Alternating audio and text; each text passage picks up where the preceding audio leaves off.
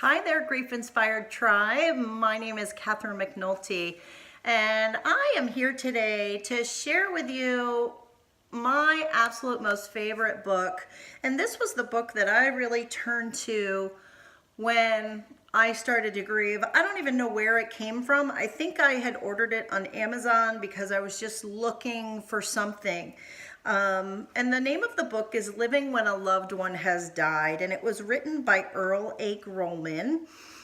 He is by far my favorite author, and it's actually more of a poem than it is a true book.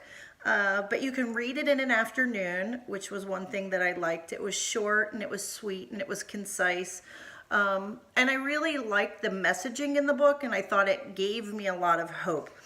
So, the book starts by saying why he wrote the book. And as part of it, he says, a life has ended, but living goes on. And sometimes we get hyper focused on the grief and what we're feeling and the fact that someone has died, and we don't really think to move forward and to say, okay, well, what does this mean for my life, and what am I going to do now?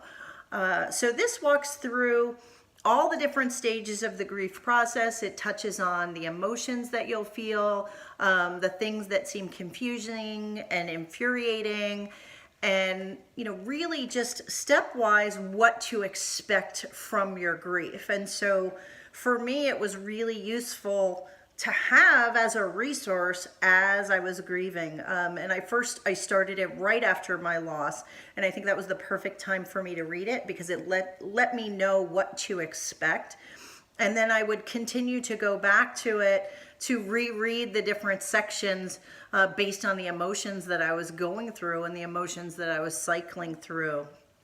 And I just want to read you a little excerpt of it because I think it's a great message. And again, this is right in the middle of the book under recovery.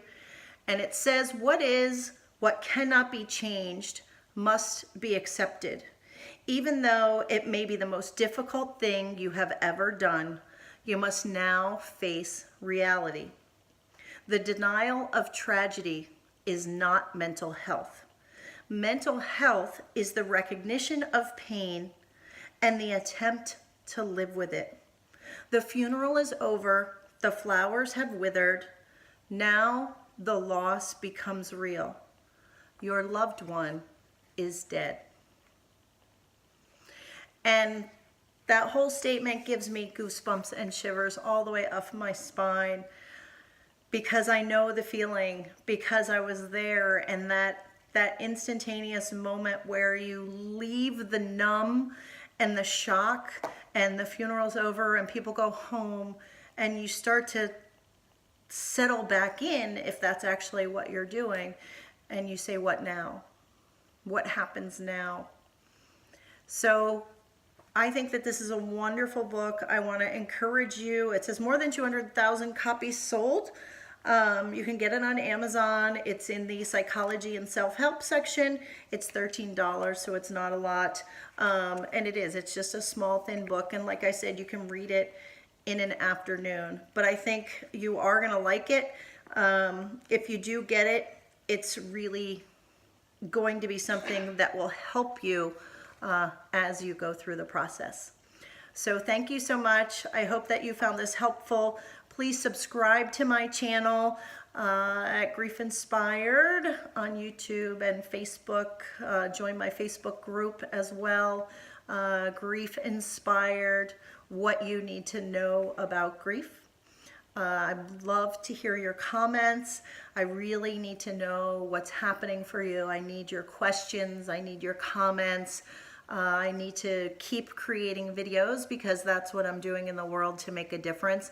And I want to be able to talk to you, just you and me, about what's going on with your grief. So leave me a comment below.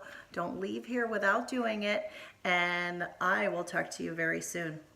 My name's Catherine McNulty, and I want you to be grief inspired too.